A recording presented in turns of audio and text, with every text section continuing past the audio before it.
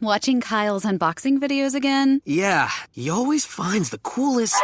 No way! A robot dog? Gotta ask where he got it. Or use your Samsung Galaxy S24 Ultra. Just draw a circle around the dog on your screen, and it shows you where to buy it right in the app. Whoa, I just learned a new trick. And that for once, I beat Kyle to the next big thing. Circle it, find it with the new Galaxy S24 Ultra and circle the search with Google. Get yours now at Samsung.com. Internet connection required. Results may vary based on visuals. Bare naked, bare naked, bare naked, ABCs. Welcome to the Bare Naked ABCs, where we discuss every Bare Naked Lady song from 7 to Y. Tracy, your screen. Oh, I'm sorry. Hold on, let me fix that. Tracy? Yeah? Is that text you're reading from, I'm not sure, but is that color by any chance powder blue? Oh my gosh, it is. Oh. Why would you ask that, though? That is the weirdest question to ask. Excuse me, but my eyes just literally rolled out of my head. I have to find them and put them back. You have to go pick them up? Go pick them up. Like, I would never use that phraseology in terms of referring to a color of blue. Matter of fact, I think the only time I've ever seen that phrase was when I was picking out my pool. Oh, really? Like what phrase? Which is interesting. I was just going to ask if there's any meaning behind that I don't know about.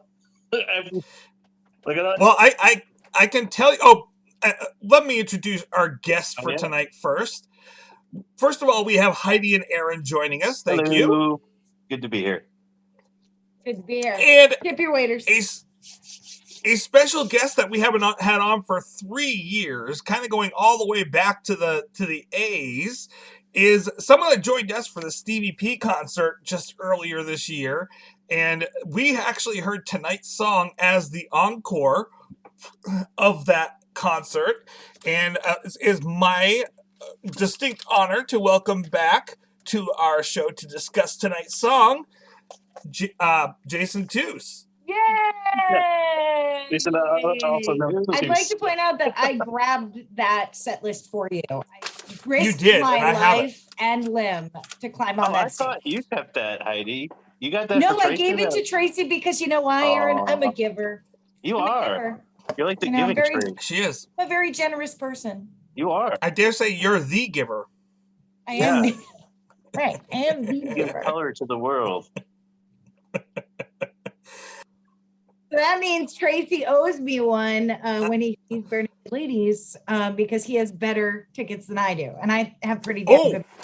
That reminds me. Uh-oh. Oh, no. Oh, no. Oh, no. Uh-oh. Did we lose Tracy? He disappeared into the void.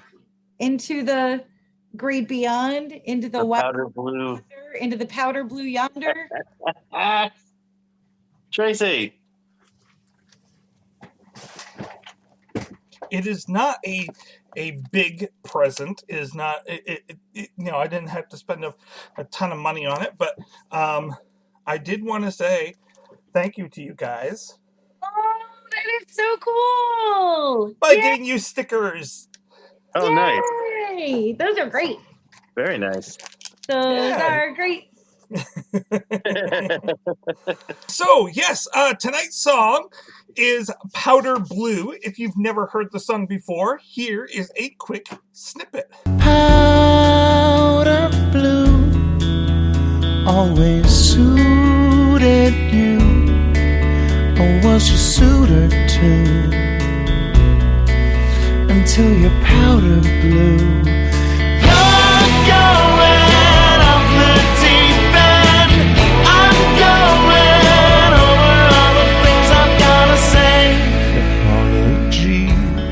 And one of the things that Steven said when he did not the most recent concert that we attended, but he also did this for his encore when I saw the trio just before COVID happened. And he said, as part of the intro to this song, that it was inspired when he saw a pool. I can see that. No. I'm thinking of the movies The Graduate and Being John Malkovich right now. Oh.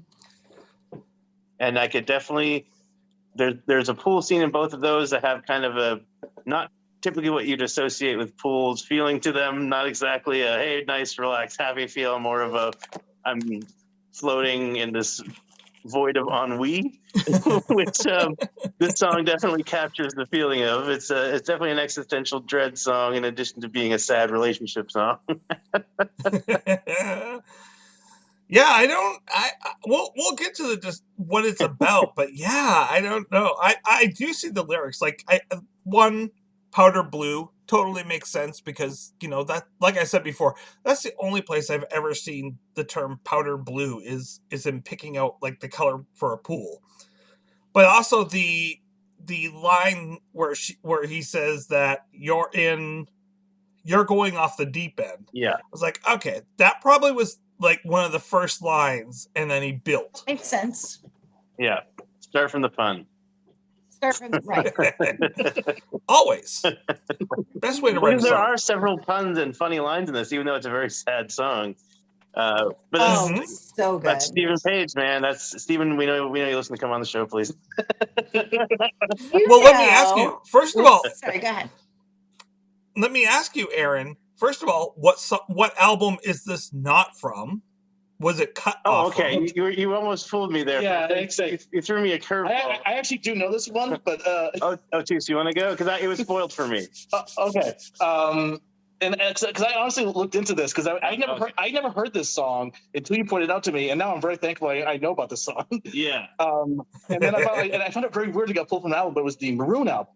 Yeah. Like it was supposed to be on it, but they took it off, and I'm like, was there a reason for that? Was that ever like given by? It was too good for their best album.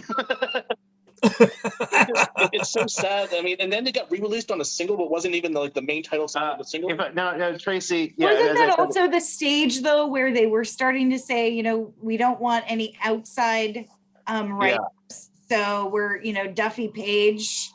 We're not going to. Yeah. Oh, was this a Duffy Page song specifically? Yeah, it's a Duffy. Oh my God. Oh, you gave it away. That was my next question. No, I did not know that. I did not know that, but it makes a lot of sense. And my God, it's such a fantastic song. I actually had not heard this either until I went to the Stephen Page show with you guys, and I think you could probably see my jaw on the floor from almost the word go when the very sad kind of like almost rusty guitar sound came in with the triplets and then the descending bass line and all the minor, and it was like he wrote this knowing that someday a sad music major who went to jazz school would listen to it and love it. Was there eventually a version of Maroon that includes this, like an extended cut or something? Yes. Good, because that means I can say Maroon is my favorite album. Just that specific version. My favorite BL album, but definitely, yeah. It was the 20th anniversary one that they just released a couple of years ago. Or last year. But I am correct on that, Tracy. Like it was eventually released as part of like a single, right? Or correct. It was on the Pinch Me single for Europe. And it was on the Too Little Too Late. No, wait. No, let me get that right. It was on the Pinch Me single for Australia. It was on the Too Little Too Late single for Europe. And on both of them, obviously, it was the B-side. And I feel like I interrupted you earlier, Heidi. Did you have something to say? I apologize. I was just going to talk about the color, because there's some interesting stuff out here about the color powder blue. And okay. So first of all, powder blue has been around as a color since about the mid 1600s, which is really interesting. Wow. It was it's like a shade of blue? Yeah. It's called powder blue because it was powdered smalt or cobalt glass. Oh my God. Used that for laundering and for dyeing fabrics. And it started to be used as a regular color name of powder blue in the late 1800s.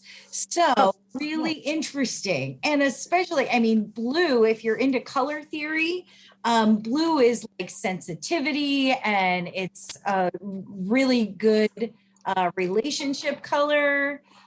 So there's a lot Not this having song. to do with powder blue and what it symbolizes, like imagination, inspiration, sensitivity. But it's definitely a lot to relationships in terms of blue, sincere, sympathetic, communicative, which is really interesting the way he uses the song.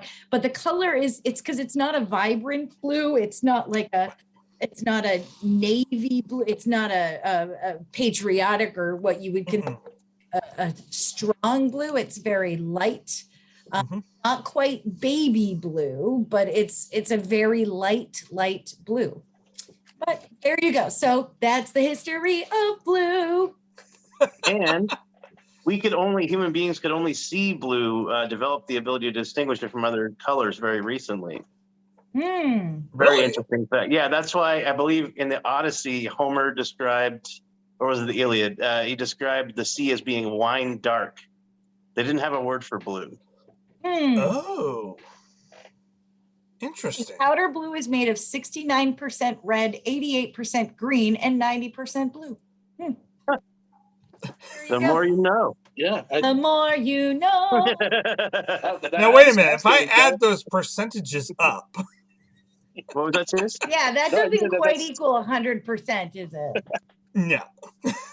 That's definitely fascinating. I did not know that. I was kind of curious on where the name Powder Blue even came from for the song, or even lyrically what it had to do. There's a few other bands that have a song named Powder Blue. I think Ween has one. Yes, they do. So that's interesting.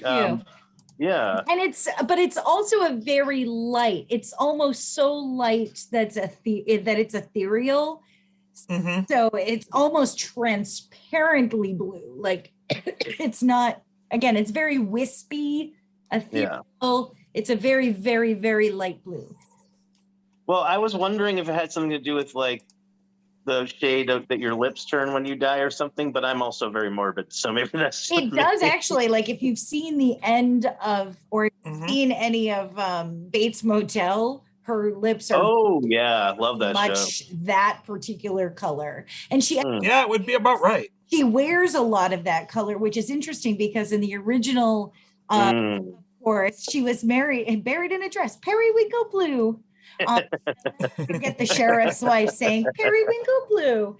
And it's a very close to powder blue. Periwinkle is very Yeah, it's almost periwinkle is almost like a violet offset of powder blue. Yeah. Okay. But powder is almost, again, it's very I not thin blue, but it's almost non-existent blue. It's very, very, very light. Oh yeah, I just looked it up. It's almost like sky blue, but not as bright. No, definitely not as bright. It's like a haze, a blue haze. Blue haze. I mean, you see it, and you do think of powder, like when you see it. I love this song so much. Me too. Not to tip my hand, but oh my god, I love this song. I just say I didn't know it existed until Tracy told me about it, and it's literally one of my favorite, if not one of my top 5 at least. And I believe Aaron at the Stephen Page show was like, "Oh, now I get it," and now I really have to now I really like the song. I have to take a second listen. So. Oh yeah. Yeah. This one really that whole show was so wonderful, but this song was just the moment for me of that whole show. Like, oh my god, absolutely. And this was my moment with Stephen years ago outside. Oh, really? I think in Manchester, it might have been a long time ago. And I got a chance to talk to him, as I had many times. And I said, Powder Blue is probably the best song I have ever heard. It's just. Well, I wonder what Heidi's going to be rating this one. I love it. Well, I'm hoping that you guys will help me tonight with breaking down what the song is about. Oh god. Because I'm going to need help with that. But I do like the way that Paul Myers described this song in his book. So in his book about Bare Naked Ladies, he wrote down, he had very little information specifically about this song, which is interesting because he followed them on this tour for that book. and like broke down this album in distinct detail, like a whole chapter and a half about it. Did he write down what Nothing key it's in? mentioned about this, huh? So did he write down what effing key it's in? I got you, No. Aaron. I got Okay. you. Thank got God. it. I was gonna say, I am really out of practice with analyzing songs. Oh, I got you. But even Aaron was struggling. So I got you. I had to read But the way that Yeah, sorry, go ahead. the way that Paul describes this, the way that Paul describes this is a dark cinema noir piece reminiscent of Spike era Elvis Costello. Yeah, I could definitely hear that. Oh, absolutely. Yeah. I was like, yeah, that describes it like perfectly. Like, really, it is. I can't describe it any better than that. Like, it's amazing.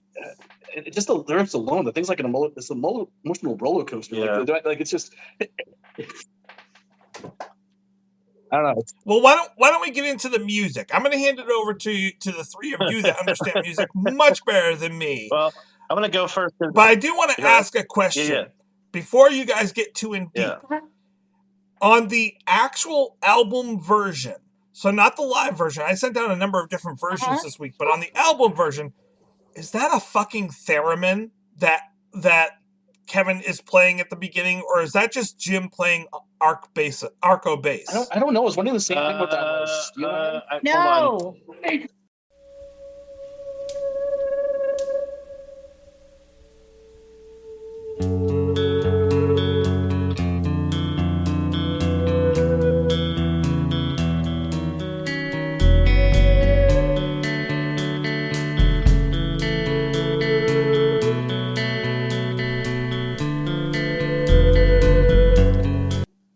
In concert, there's a weird contraption that Kevin plays that Kevin's playing around with on stage when he's doing the noises, but it's not the same as what's on the album. So I just want some help with it. Doesn't sound like a theremin to me, because the distinction between the notes is very crisp. It's fading in the way that a theremin might and out, but it's not sliding and unsteady the way that a theremin usually would be. So I don't think it's a theremin. Right.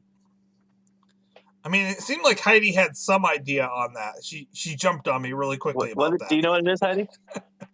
The opening, the guitar part? Not the behind the guitar that's like. Right. Oh, yeah, that. It's that.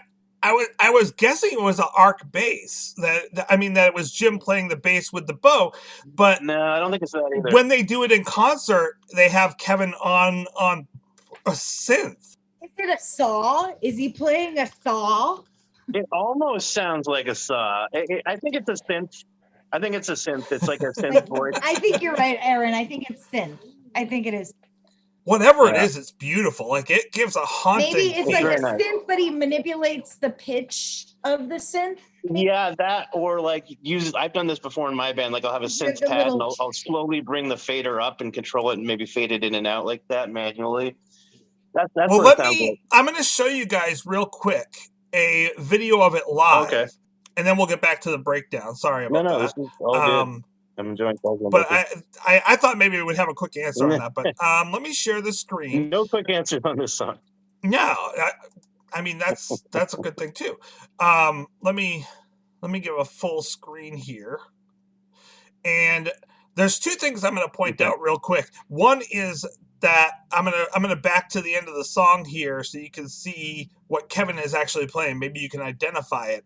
But then the other part is I'm going to go to the bridge real quick to give you a sample of what they do live in concert with this when they played it, which is so incredibly different than what they did on the album. But I wish they would add it onto the album. I wish they had done it for when they released it in the 20th anniversary. So I'm going to wait for Heidi to come back real quick and I'll load this up. Yeah, I think I know what it is.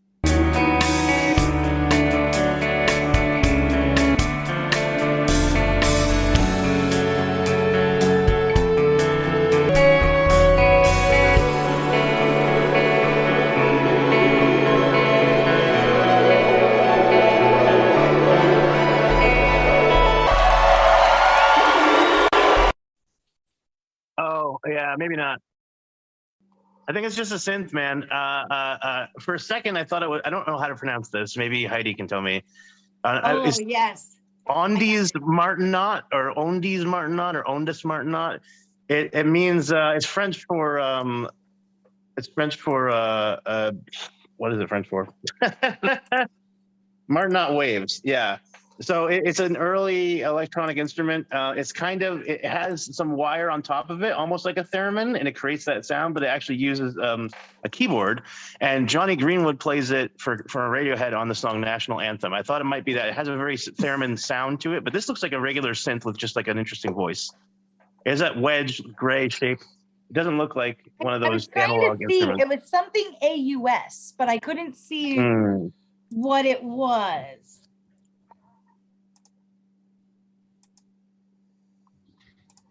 Oh, maybe that could be. Oh, I got it. It's a HAUS synth. Well, and I'm wondering if maybe you're right, and that's what he played when he did it live. I mean, when he did it because it sounds slightly different on the album. It sounds much less electronic on the album. Does the band Bauhaus? It's got the adjustment, like keys, the fader keys up top. Yeah. So it looks like it's that. But hold on. It's just zooming in on it. I'm just trying to figure out. Anyway, it's a keyboard, but it's got fader keys up top for each one. So yeah, it's a kind of a synth. Yeah, it's a like poise. Yeah, Kevin, please come on the show. We know you listen. Come on and tell us what you're playing on this song. We'd really love to know. I know, right? I would really like to know. I know US. Interesting. Kevin's always got the coolest toys. So cool.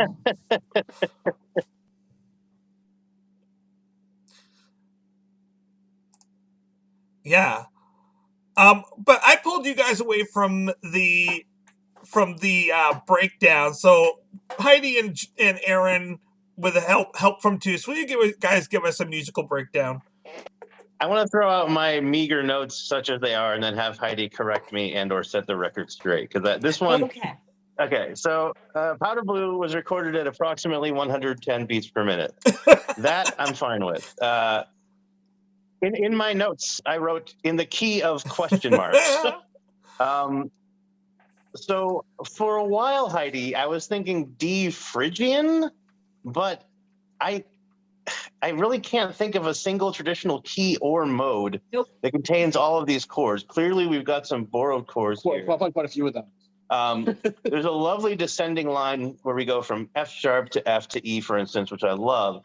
But I'm lost as to what key we're actually in. The tonal center. Sorry, go ahead, Tous. No, I was just gonna say, and the first thing I noticed when going through the chords was they definitely play around with the B chord a lot. Like it jumps around from like a B major to like B minor to a B7. Yeah. So whatever they're doing, they're definitely playing around with that chord. I've always loved songs that slowly change the chords by changing components within them. The tonal center seems to be D minor, so maybe I'm overthinking it, and it's just D minor. You're halfway there. Oh, you're halfway there. Oh, I'm living on a prayer. Got a flare. So D minor was one tonal center, and then A was the other one I picked up on. So please elaborate for me, because I would love to know. Okay, so what I have, because I really spent some time with this. So for one thing, it's drop D tuning.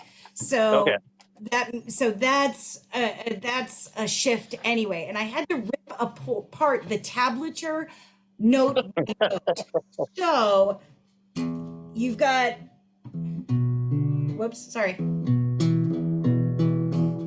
So you've got that, and those three notes are C, E, G. Right. Then it goes into B, D, G. So we have a G, but it's a 5/6 chord. So it's a G6. Meaning, of course, that the third is in the bass. So the second, ba-da-da, ba-da-da, ba-da, then it shifts to B, D, G, the notes B, D, G, which would be a G chord in first inversion. Then the next chord goes to an A, E, G, which I interpreted to be an A 7th chord. Yeah, okay. Without the third. Right. And then it goes into a C minor chord. Yes. And so what I have him taking from 2. I have him in C major and then going into D minor. Okay. So Yeah. D major chord. So it's a 1, 5, 6, 6, 7, minor 6, 7, minor 1. And then in the chorus, it's very basic. He's got the G chord, but without the G. So it's D minor. You're going. And then he goes into the G chord, but without the bass note. Off the deep end. Then back to D minor.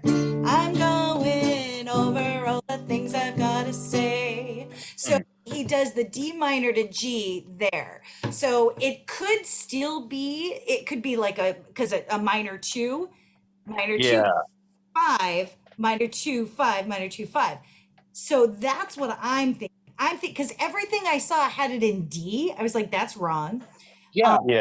That's That's right. My son was in D major, and I looked at him like, this doesn't make any sense. And then when he gets to that middle section of the baby between you and me, A minor chord, love is all we need, and he goes E minor. So it shifts there. So you've got it could be a 5, 2, 6, minor 6 because it's an A minor back to a 5. Oh my God. So I think, and I spent a lot of time with this today with the guitar, with the keyboard, and I'm pretty sure it's actually in C. Yeah, I could buy that definitely, especially since we got that descending line. So you're really kind of going C or D down to C or vice versa. And it's walking. Sorry, the way he ends it with that banal something so D minor shouldn't hurt at all. And he lands on the 5, which makes sense because it doesn't resolve. So I really think just breaking it down. I think you're right. Note in that opening intro. And I really think that is what it is. I think it's in C because you've got the 2. So, but he uses the 2 to 5, 2, 5, and I'm pretty sure I'm right. I would agree. Wait, so what's the first chord of the song? Like the very first chord? C, E, G.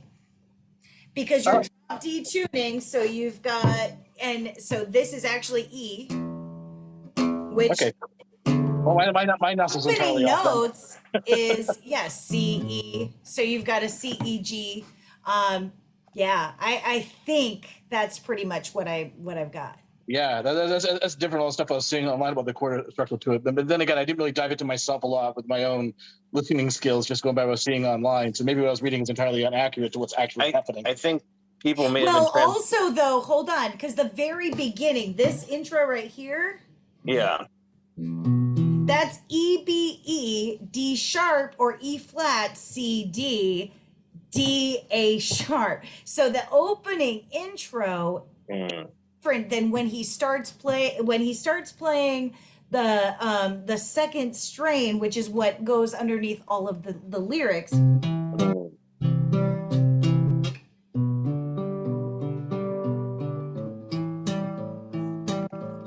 You hear that? Yeah. That's your C chord, your G chord, your 7/7. Does that make sense? Yeah. So I'm not sure if I was looking at the accurate chord structures when I was trying to analyze it. So maybe the B chords I was talking about are not really part of it. I don't know. So I think the opening riff is not really diatonic. It's no, definitely not. But the second riff that is the underscore while he's singing the first with each mistake, that is the C, the 1, 5, 6, 7, 7, 1. Yeah. I think. I mean, I did a little bit of chord analysis back when I was in UMA, but it's been over 15 years since I've even tried to analyze a song chordal structure wise. I think that you're correct, Heidi. I just wish Sadly, I didn't have time to fully analyze it due to work and social obligations this week, which is a shame because the song really deserved the full breakdown treatment. So thankfully, you were there to pick up the slack, right? Oh, definitely. Thank you very much. Well, and Aaron, here, I'm going to send you this in the chat because this is what, and I looked over everything I possibly could, and this is the best tab that I have found that really was accurate. Nice. And when I tried it on this, it matched. But there are a few versions out there that are not right. F sharp minor. Oh yeah. It's not in F sharp minor. And it's not in G major, which if you type it in, almost every site says D major, which is not. That's ridiculous. Yeah, and I saw one that said A major. I'm like, I know that's not right either. So as I told my guitar students for years, people put things online and they've been sniffing glue. So this is not, so that was not accurate. But the problem is once I ran into this the other day, not related to BNL, just looking up the lyrics for a different song by a different band. And I got on one website and I was like, I know that's wrong. So I went to another website and someone had just copied and pasted from the other website. So it just proliferates. That can easily happen, this kind of musical misinformation. But Tracy, maybe if we put a special asterisk next to this one, I really, not that I don't trust Heidi, I just want to kind of take the journey on my own. So maybe I'll share a deeper breakdown. I would love to see if you rip it apart. Episode. I sent the link. You check it out and see, because I'd love to see if you agree. It's one of the more interesting songs we've tackled musically. I didn't have a lot of time either to go into it. I'm like, I'm gonna try it. It's been a while. Let's see if I can try to analyze what I cannot. And I ended up messaging Aaron. I'm like, Aaron, what key is this actually in? Because I was very confused. You've all heard me complain and moan about some of the songs being too simple in the more recent albums, and I'm always quick to say, simple can be beautiful, but I miss the complexity of the older years. And this is precisely what I'm talking about. This kind of song here, where we have three people who went to school for music and one who teaches college music. So and it took us quite a while to even get anywhere with this. You know what I mean? So it's a beautiful thing. But so as I mentioned, the descending bass tone in the guitar, bass, and piano, very compelling, darkly beautiful. I love the guitar. It's got this Spartan, as I said, almost rusty sound to it, which is kind of programmatic of the feeling of the song, in my opinion. I think that comes from being a drop D, as Heidi mentioned, because when you detune the guitar and drop it down a little bit, it starts the strings get looser and they start to kind of jangle a little more, and they sound a little odd sometimes. And that's something I've only recently gotten into. I started taking guitar lessons back in September to try and. I'd never learned that shit before, and we played once. We started one time we had to change the tuning, but that's sort of a concept that's kind of alien to me in understanding guitar parts. Well, I love the guitar. The guitar sounds lonely, if that's possible. In this song. Really does, and I think you're right. The drop D kind of it's even when you're dropping from your E to your D, it's it really changes the timbre as well as the notation. I'm going to go ahead and say, it's me. I have to make obscure music references to other songs. This song reminds me of two other pieces of music that I really love. One is Puppet Love from the Being John Malkovich soundtrack by Carter Burwell. Carter Burwell, one of my favorite composers. Yeah, he's amazing. And then Roses by Skeleton Key. It's got a very kind of similar kind of salad fingers guitar. Did you know Carter Burwell did all the music for A Knight's Tale? For what? Carter Burwell did the music for A Knight's Tale. I did not know that. Yeah, he was the composer for A Knight's Tale. Wow. Very interesting. Yeah. So the intro and verses, when I first listened to it, pretty much gave me sort of a Radiohead vibe feel. Yeah, I at least hear that. For the intro and verse section. Oh I totally hear Radiohead. Absolutely. I'm this sounds like something that they would write. This is which is awesome because I love Radiohead. Yeah. But that's the first thing that came to my mind. This sounds like something that well, I mean, they're my favorite band, and this is one of my favorite BNL songs. That can't be coincidence.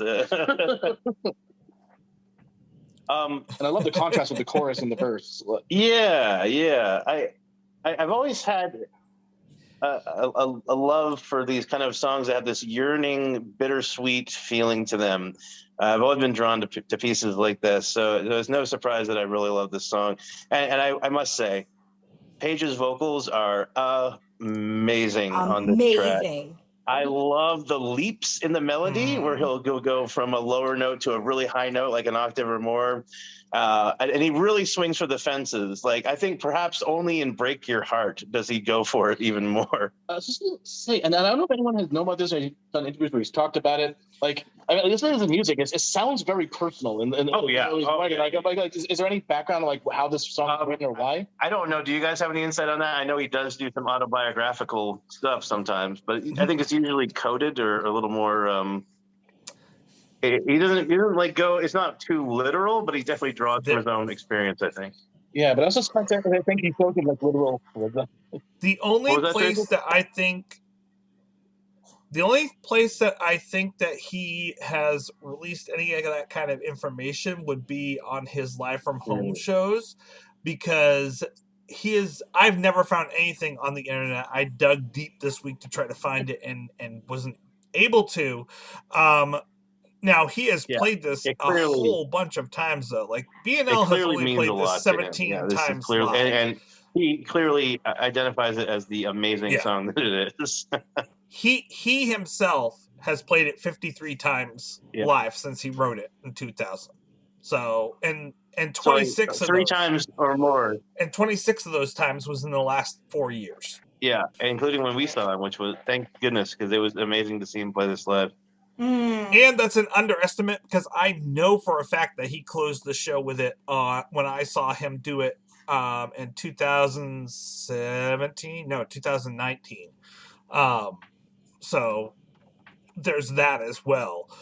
That there's definitely an underrepresentation on setlist.fm about how often he's played this.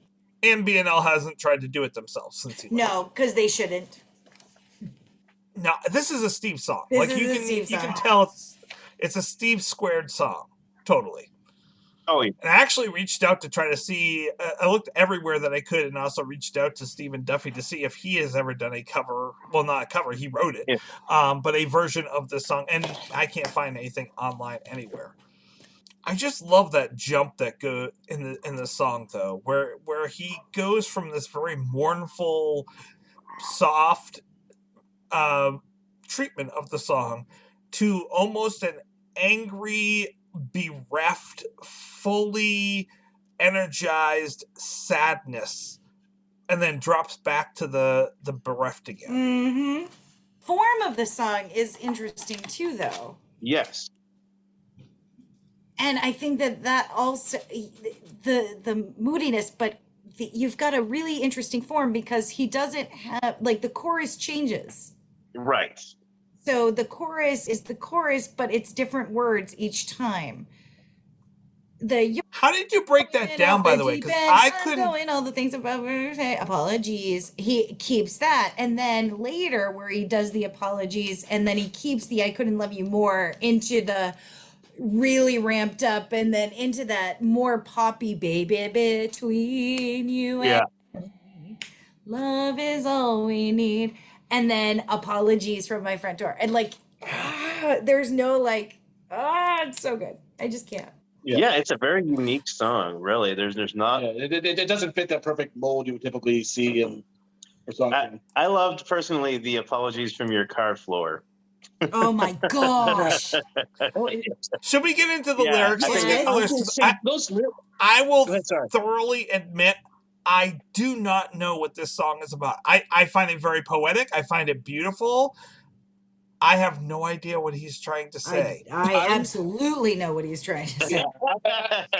To a certain extent, I'm with you. I'm not entirely sure. And I just noticed, listen to the lyrics. I mean, it's just emotionally, it's like just going in several different directions and coming back around. And I'm very curious on what people's insight into it. All right, I'll do my guess, and then Heidi can tell us what it really means. In my notes, I put overwhelming sense of the bittersweet, filled with regret, seems like a story of self-loathing ruining a relationship. That old chestnut from Groucho Marx, I wouldn't want to be a member of any kind of club that would have someone like me as a member. I believe I've spoken about that before in reference to Page. That's a recurring theme we've seen. But this is definitely a Stephen Page song through and through, and this is what I miss most about the Page era of BNL. But yeah, I think it seems like he's basically saying, like, I couldn't love you more, but it's not enough. You know what I mean? Like, I couldn't love you more. I would if I could, but it's not enough. I want to attack that lyric, not attack it as in a bad thing, but I want to discuss. I love the double meaning of that lyric that he uses and changes up throughout the song of I couldn't love you more, as in, like, I couldn't love you more, as in, like, I love you so much that I couldn't love you more, versus the I couldn't love you more, like, I'm not enough for you. Like, I can't love you enough.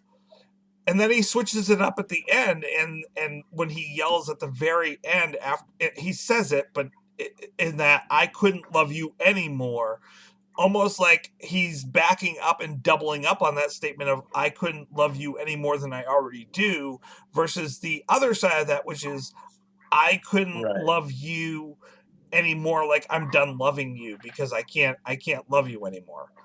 Like, I love that he doesn't explain that. He leaves it open to those double interpretations. Yeah, and I didn't even honestly think about that, because I kept, every time I heard it, I was thinking the first interpretation you said, like, and which didn't seem to exactly fit with a lot of the lyrics sometimes. So that's why I was like sort of an emotional roller coaster, like what he's actually trying to say. Specifically, pay attention to the way that he sings it. You know, I couldn't love you more. To me, it sounds like exasperation more than anything. You know what I mean? But Heidi, what do you think? Yeah, I think so too. I think that obviously a relationship song with he thinks is weak, because he has a tendency to think that. But to think that it's that weird conundrum we always get from Stephen, that he thinks that he's, all of that, but then he second guesses himself, but then, well, that's who I am. So even the opening, with each mistake you bend or break, with every word I choose, you only seem to bruise, which is powder blue. That, like, I've got a bruise right here. That is the powder blue color from what I hit. Oh, wow. So there you go. Or was your suitor too? Powder blue always suited you.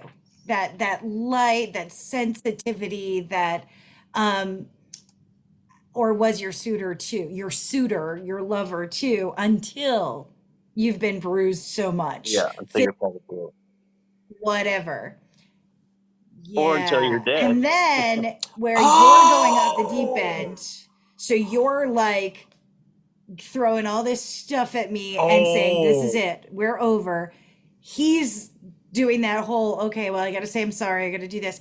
And then apologies from my front door. Yeah. So she's at his door and she's like, I'm out. And he's like, oh, I couldn't love you more.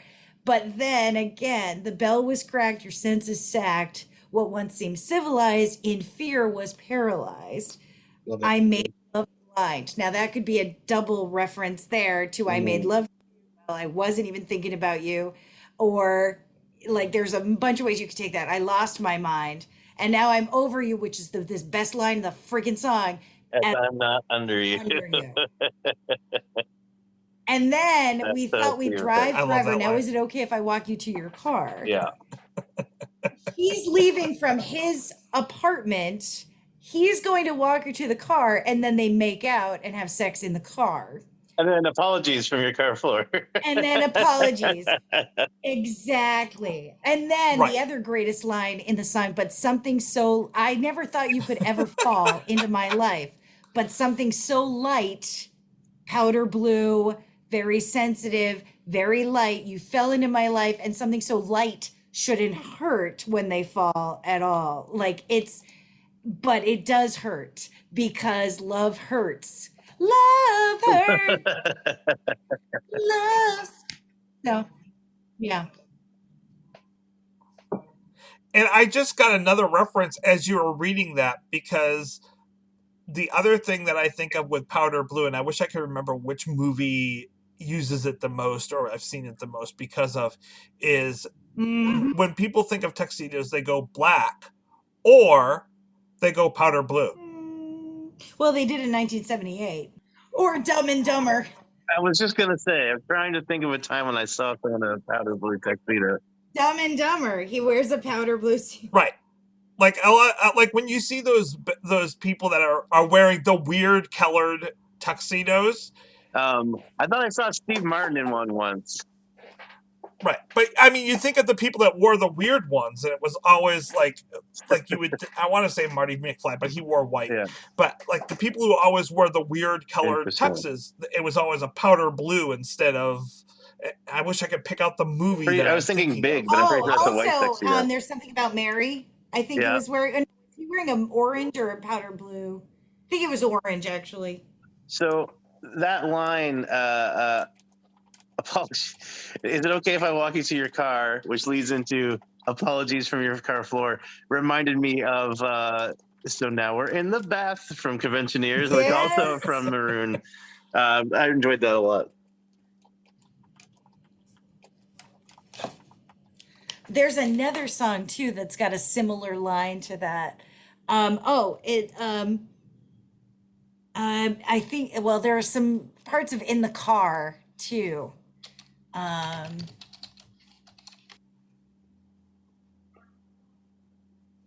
I love how he is describing in those two sentences, he is describing the whole relationship in a way.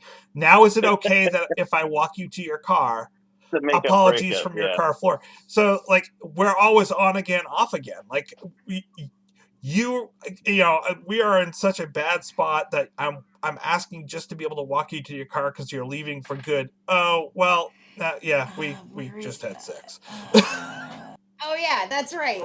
I said goodbye, I guess. She lifted up her dress. We made out one more time. It's the same. And is he apologetic for that at that point? Did he, what are we talking about, like premature ejaculation? That wasn't my take on it, Tracy. I think it was more like, sorry that we hooked up again when I was trying to break up with you. And we just it's breakup sex. Yeah. Oh. Like one last roll and say, hey, you know, it's. But how many times, not that I'm speaking from experience, but how many times did that breakup sex turn into makeup sex? And then you're like, oh, this, you know, to quote Job from Arrested Development, I've made a huge mistake. Right. Well, and the line, baby, between you and me, love is all you have your heart so I could watch it bleed. I'm a total dick. And Steven is a total dick in so many ways. He knows he's being a dick. And she is like, I feel for this girl. Yeah, same, honestly. I'm like, you were just. Oh, see, I took that as such a slap in the face statement, though.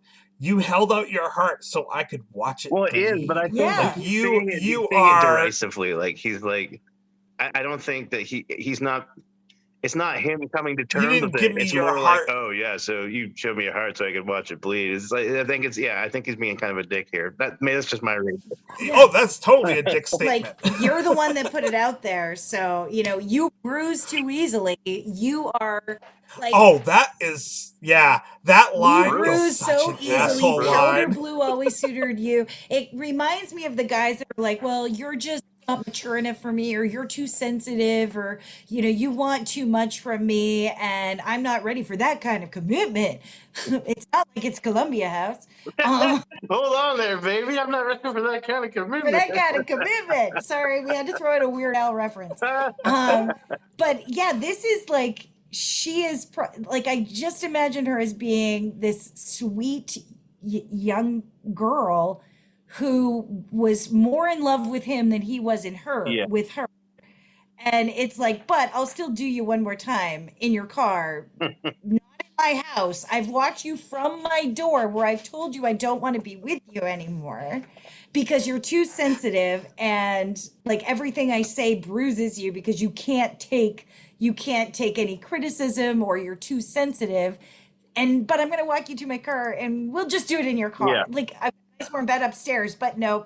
And I can't love you anymore because you love me more than I love you. That's this song. See, you needed, like I said, way back in last October, you needed a woman's perspective. This, like, now what it means.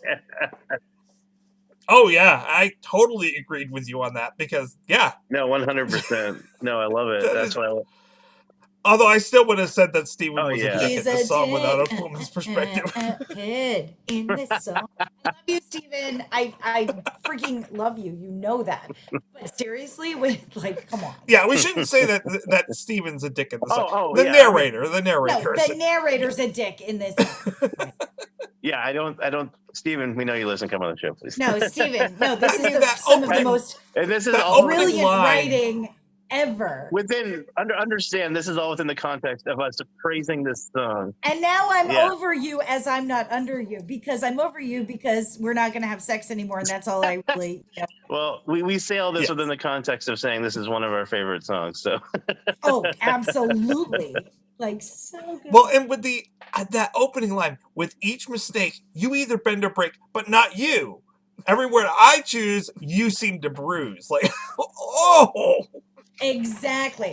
No matter what I say, you can't take a criticism, So or much you're too gaslighting in this sensitive, or so much.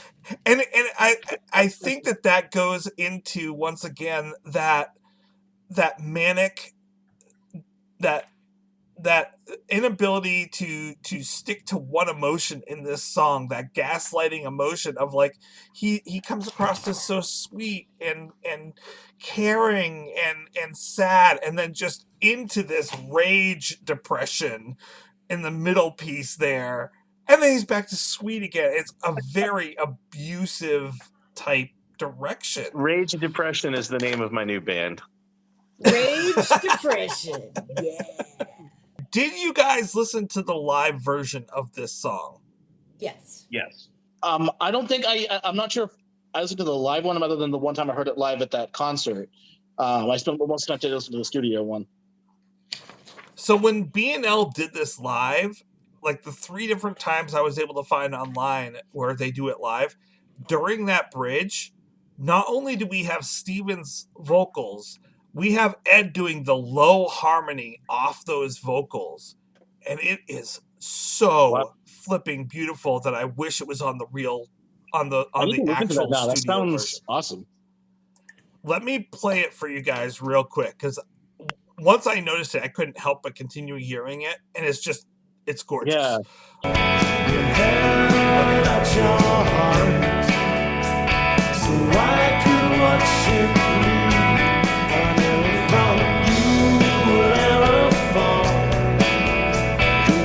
Oh my gosh, I just noticed something that I hadn't noticed in like 4 other viewings of this. It is not just Ed doing the low vocals on that, or the low harmonies. It's Ed and Tyler doing the low harmonies on that. It is. I don't It's know very if Jim nice. is, because they don't show Jim, Yeah, I like but it. it is both Ed and Tyler doing low harms on that. If I could take that and edit that into the regular song, I would. That would bring it all Yeah, the I mean, way up. you're talking to an audio engineer here, but I would love. Oh my gosh, that's I'd beautiful. love to have like the individual tracks to some of these recordings and just be able to like solo some or mute some or like bring some up and remix some of these and just kind of be able to play with them a little bit. That'd be really cool. Now, the other thing, did you guys happen to listen to the demo version of this song? No. No, I did not. All right. What's the demo version? I will play the demo version for you. I'm telling you, like, don't let this sway you. If anything, let it sway you in the thank goodness they changed it and did a much better version of this later. Dawn was, thank you for all the changes that you made with this song. I will now play the demo version, at least some of it, of Powder Blue. Different key.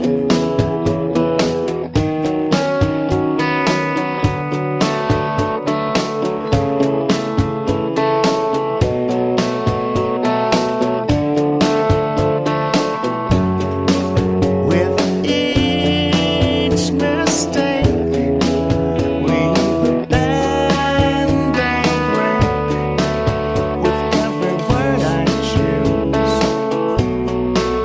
you only seem to bruise. Powder blue always suited you. So that's the demo version, as you can hear, what I noticed most in that is that the instruments are much more upfront. It almost becomes a Pearl Jam type song at that That's point. interesting. That's an interesting comparison.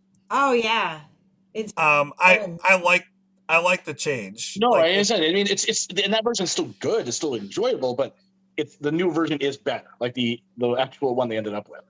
I actually, believe it or not, and this is probably going to confuse many longtime listeners.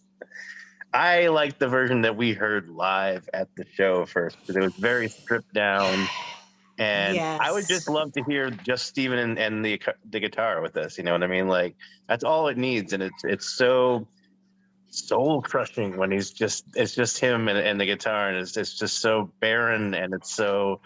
Like I said, it's lonely and like so. Not to drag this out with the lyrics, but yeah, like some of the things that are said are pretty dickish. But you also do feel for the narrator. You know what I mean? Even though I do feel worse for the girlfriend in this situation, this guy has got some serious issues and is very, very unhappy. And you know, I would wish in a perfect world that they could both be happy with or without each other.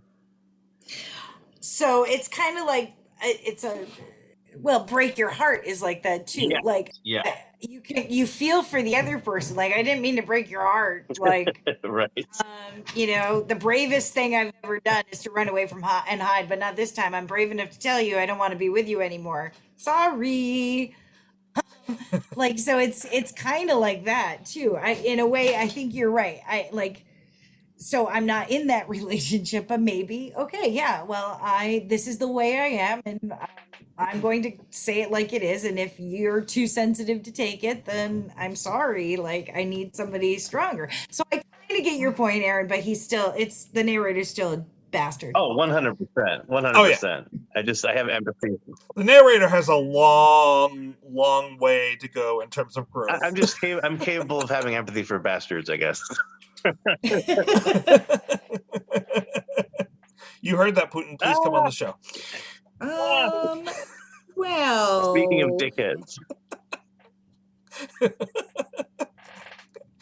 I'd like to lambaste him. Well, apparently, specifically, a lot of people in Ukraine are writing Putin as a dickhead on things, so it all ties in together. See, it works in. Yeah, it does. Well, speaking of tying in, I would love to. That's. Thank you for jumping me on that one. That was great. As always, last time we had Jason on the show, Jason talked about alcohol, and we talked about alcohol on the alcohol segment, and this song is very original. Like it is, there's not much out there like it, and there are no drinks out there named Powder Blue. I don't know how that happened, but I would love it if Jason, can you create the first ever Powder Blue? Well, Tracy, I have done this. So when you told about this song, and we discussed me coming on as a guest, and you suggested the idea of, hey, make a drink based off it. I'm like, okay. And my first thought is to finally experiment with something I've been wanting to experiment with alcohol in a long time, which is known as luster dust, which is basically, so it's basically mostly used for baking. It's like this glittery powder. But if you put in alcohol, it creates a very shimmering, like almost galaxy-like effect. It's really cool. Which just to jump in, I have to point out, given what Heidi brought up for facts about where Powder Blue came from tonight, with the powdered cobalt, perfect, amazingly perfect. Yeah. By the way, this and the drink comes out like, would you agree this like very cobalt blue when it came out? Oh yeah. Yeah. So essentially, before we get into the actual drink, what we would do is you would take your glass and you put this luster dust, this blue glittery powder, into the glass, and then sort of coat the inside of the glass with it. Ooh. So you put that aside, and then essentially to make the drink, it is some muddled blueberries, an ounce and a half of blueberry vodka, a half ounce of Hypnotic, a half ounce of lemon juice, a half ounce of blue curacao, and what I'm very proud of is coming up with the basically I made a homemade cardamom simple syrup. Ooh. So essentially made my own simple syrup and just added some cardamom to it to infuse that flavor, and then use half ounce of that in with the drink. You shake the whole thing up, and then you double strain it into your glass, and then garnish with some blueberries. Either by throwing it into the drink itself, or if you have a bar pick, they can put the blueberries on, spear that onto that, and then put that in the drink. The bar pick is nice because if you put the blueberries on that to garnish, you can do a quick stir in the cocktail to get that powder mixed in with the drink, and then serve it. And so far, one person has tried this drink other than me. So, Aaron, what are your thoughts when you tried this drink as someone who didn't make it trying? Give it to us honest, Aaron. It was brutally honest. It was delicious. There's a classification of beverages that adult beverages that I refer to as candy water, right? So which is basically like but the thing, okay, so candy water is any kind of like quote unquote girl drink, right? But here's the thing. So we've all. I was just thinking about that Kids in the Hall sketch, "Girl Drink Drunk" with Dave Foley. But Yes, he's in the closet drinking like daiquiris. But I mean, I like a drink that tastes good. There's nothing wrong with that, right? So like, but the thing about Tous that I've always appreciated is that Tous knows how to make a very strong drink that still tastes like a very booze forward drink. You heard the ingredients. It's mostly vodka, and then there's some other liqueurs mixed in there, and a little bit of lemon juice, a little bit of simple syrup. The star of the show is the blueberry vodka, and it's just everything else is sort of just blending in that flavor. But like, it's legitimate. Like, think of like you take something simple like a screwdriver, right? You could have more or less orange juice, but if you ever tasted a screwdriver that was mostly orange juice, right? Imagine that taste, but move the flavor profile to blueberry, but make it have the alcoholic content of a mostly vodka screwdriver. And that's what the powder blue is. And it's very successful in delivering a large quantity of alcohol into your system while tasting like candy water. So I think it's a very successful Tous. And I think we'll get together at one point. Sounds good to me. Oh yeah. I'd drink one again in a heartbeat. And if people are interested in seeing me actually make this drink and learn other drinks, then feel free to follow. I have a TikTok channel where I do a lot of videos there. You can also get there by going to what'sinadrink.com. What's in a drink is the username. Are we putting the recipe up in the show in the liner notes? So by then, I it can should get be that up. to do. I also plan on getting the video posted at the time this show airs, so people can go right to what'sinadrink.com and find that video and watch it there too. Sweet. And the other thing is, Tous, when this is up on TikTok and what'sinadrink.com, I also plan on tagging this to Steven, because this is a drink specifically named for Steven. We will be tagging him on this. Yeah. So like I said, Steven needs to know that he has his own drink now. I mean, I do plan on maybe later on expanding to other platforms. Right now, all my drink recipes are on TikTok, and what'sinadrink.com will just bring you directly to my TikTok page where the videos are. Well, that leads me into our ratings, and my question for everyone is: it sounds like we have a lot of lovers of this song definitely. tonight. So, I want to ask you, how many powder blues would you drink while listening to this song? Lovely. Oh. I don't know if I don't know if I should drink 5, but I would for this song. Well, it's a 5-minute song, so you got plenty of time. But yeah, this is easily. I was told the rating is 0 to 5 in the show, right? That is correct. So definitely a 5. With any decimal the highest score I numbers. can give it on the show. The 5 is what you're getting from me. So this is at this point, if not my favorite, at least in my top 5 favorites by Bare Naked Ladies. All right. Well, there we go. We got our guests in already. Aaron, since we're on that side of the camera. Well, so I'm trying to think of the songs I know for sure that I've given a 5 to. I know Brian Wilson, Enid, The Flag, appropriately enough, Alcohol, all 5s for me. And I would most certainly put Powder Blue in that very, very revered company. So I have absolutely no reservations about saying that I would happily drink 5 Powder Blues while listening to Powder Blue out of 5. It's a fantastic song, and I absolutely love it. Heidi. Sorry, I'm drunk. So Quick response to I'll catch up to you, Heidi. sorry, I'm drunk. I am drunk. I've had 5 of those lovely powders with a sippy straw and a cherry on top because every drink is better with cherry in it. It's Accoutrements. better with a maraschino cherry. I'm just saying. And an umbrella. So I'm adding like 5 powder blues, an Very good. umbrella, like some fruit in there, and yeah, and a big old sippy straw.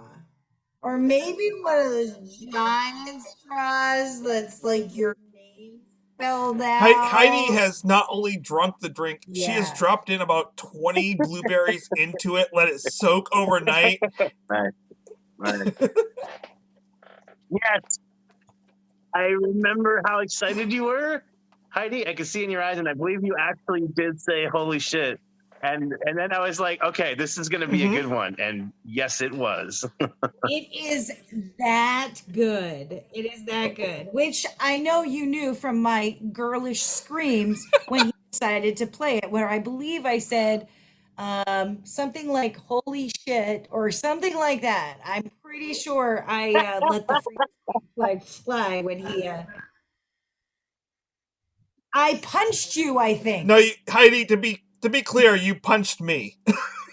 Is your arm bruised powder blue, Tracy? After she punched. I think I was I like, believe it did, ironically enough. I did punch you. I was like, oh my God. Yeah. You found Tom Bruce. Was it powder blue? Oh, I am so sad because this song is so damn good, and thank God he performs it Yeah. as much as he Oh, yeah. does because it should be on an album. Like Steve, you do an album where you put it on. Like I was hoping he would put it on Vanity Project, and he didn't. And I was like, why isn't it on there? Because yeah, I don't understand why it's not on Vanity Project. It has every reason to be on that album. yeah. it still blows me away. It got denied off the first album it was supposed to be on. That just And I think it's because it was on the Pinch Me single, and maybe he felt that, he wasn't going to put it on Vanity, but I don't know. Oh, maybe because then it would be a cover of something that they did. Because he doesn't do any of the ones that he and Steven wrote together, but were covered by or done by Bare Naked Ladies. So, yeah, that sort of makes sense. But it would. Right. So I did have a question for everyone. Does this song belong on Maroon? And the most obviously the person I want to ask this to the most, of course, is you, Heidi, because you know the whole album of Maroon inside and out as much as I do. Yes, Just to give a clarification, Maroon is only a 52-minute album. It's not like they. yeah. Yes. He could have kept it on. I'm looking like Too Little Too Late, Go Home. It could have been in between Go Home and Sell, Sell, Sell. It could have been between Never Do Anything and Falling for the First Time. They could have kept Like, this on here. and then I think it would have fit because they end the album with Convention Years, Baby Seat, Tonight is the Night. So That's a good, strong ending. I think, Well, or in between Falling and Humor, he could have put it, but like I think it should have been on there. It's a short album. Yeah. Song. It should have been on there. Well, the Maroon came out in 2000, Correct. right? So like, hidden tracks were still pretty big. This could have been a wonderful hidden track at the very end to close out. Well, they the already album had too. they already had the hidden track of Hidden Sun. Yeah, they already had Hidden. Yeah, Oh, wow, Hidden okay. Sun was on there. Or not. But so this was But once again. it'd be a strong closer. This too. was the theme album that Steve wanted it to be. That theme, that almost like a play within the show, within the album. I mean, and I still think that would have fit into this album's theme of like people who continue to make mistakes in their lives and need to change and need to improve, like it fits right in there. So I personally, I see no reason that this shouldn't have been on there. And you know what? Later on, when we resequence our albums, you know, you might think I'm a psycho, and you know, maybe you'll think that I killed the perfect album. But you know what? Maybe I'm just a talking head. Oh, I see what you did there. You know, I'm going to pause it. My headcanon is this is the couple from Conventioneers, like a few months later. Oh, They hooked call. up at the convention. Again, it goes back to Things my got idea awkward. that we could create the perfect musical out of our Oh, yes. Agreed. We I love could. that idea. If they could do it with Alanis and they could do it with You I mean, oh, yeah, Green Day. Green Yeah. Day, and they can do it with B&O. So I haven't given the microphone over to Stefan. Stefan, what did you think about this song? I thought Power Blue was all right. It never really jumped out at me. I kind of got like a 90s vibe from it, like a Soundgarden or STP or something of that nature. Kind of, yeah, it never like jumped out like, oh, this is an awesome song. You know, it's not like Spoon Man, you know, but I thought it was all right, you know, nothing like, wow, this is great. But it's a song that I think they used as a filler. Okay, interesting. Tell me why you think that. Because it wasn't overwhelmingly good. But I mean, I didn't read the lyrics or anything. I wasn't able to get into the lyrics too much. But knowing Bare Naked Ladies is probably something deep in double or triple entendre, and but I didn't understand what they were saying too much. And I thought the music was kind of 90s-ish. Okay, so 0 to 5, what would you give this song? I would say a 2.6. And I haven't given my rating yet. Because during our discussion tonight, I did not know what the song really meant. And as we went through it, the lyrics all clicked. Heidi, Aaron, Jason, thank you so much for helping me. You're welcome. With really understanding these lyrics, because it has changed my score. It started out with a 4.45, Okay, which is so a very great score. But and this is not because you guys because of your score. This is uninfluenced, except for by helping me really delve into and appreciate this song for what it is. Steven, this needs to be released officially somewhere, because this is a 5. Yes, consensus. Woo! It's 5, 5, 5, 5 day. We'll have Unless to see Stefan what drops Stefan it. says about it. Yeah. If you give this a 1, I don't know. I'm going to throw something. Yeah, this is the first 5 song that we've had in a long time. That's It amazing. definitely earned that 5. It's a great song. I would like to take credit for that 5. And so the appearance this week is, by the way, It's my passionate, endearing love for this song. my appearance for this week is that around this time, 2001, Stephen, Kevin, and Tyler all appeared on Stephen Duffy's Lilac 6 CD. They're on the songs Jeans and the Summer, Entourage, Fog Lights, Forrest Brown, and Dance Out of the Shadows. By the way, absolutely gorgeous. I listened to Steve's cover of Entourage on his page, not page 1, on his, was it Discipline, Heidi? Instinct.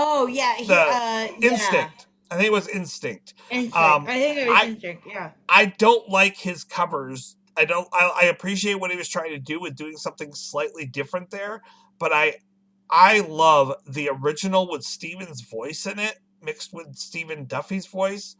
The original of Entourage is amazing, and Jeans in Summer is really, really cool. I wasn't able to get a hold of the rest of the album, and the Japanese version of this disc actually includes a bonus disc that has Dance Out of the Shadows, Kiss Me, The Girl Who Waves at Trains, and Looking for a Day in the Night, with B&L uncredited as the backing band. Whoa. Wow. So I have now found my new disc that I need to search out on eBay, because I have to listen to this. It's got to be out there. Oh, I'm sure. It's just probably impossible to get. Now I've got to look that up. Well, while you're looking that up, next week's listeners can come back next week and listen to our discussion of a very, very early tune of Psycho Killer.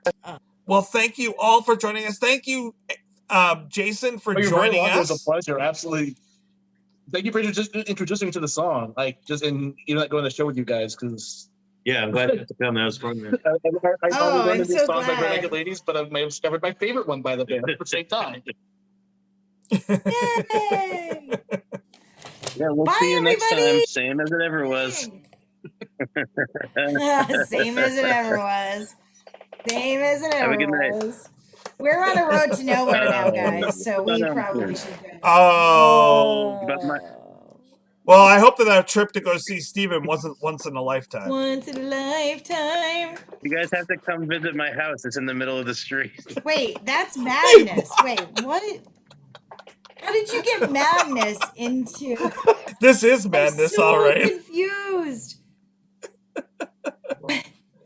Well, Little Baby wants to stay up late, so we probably. That's my favorite song of theirs, really. Thanks, that was fun. Don't forget, no regrets, except maybe one.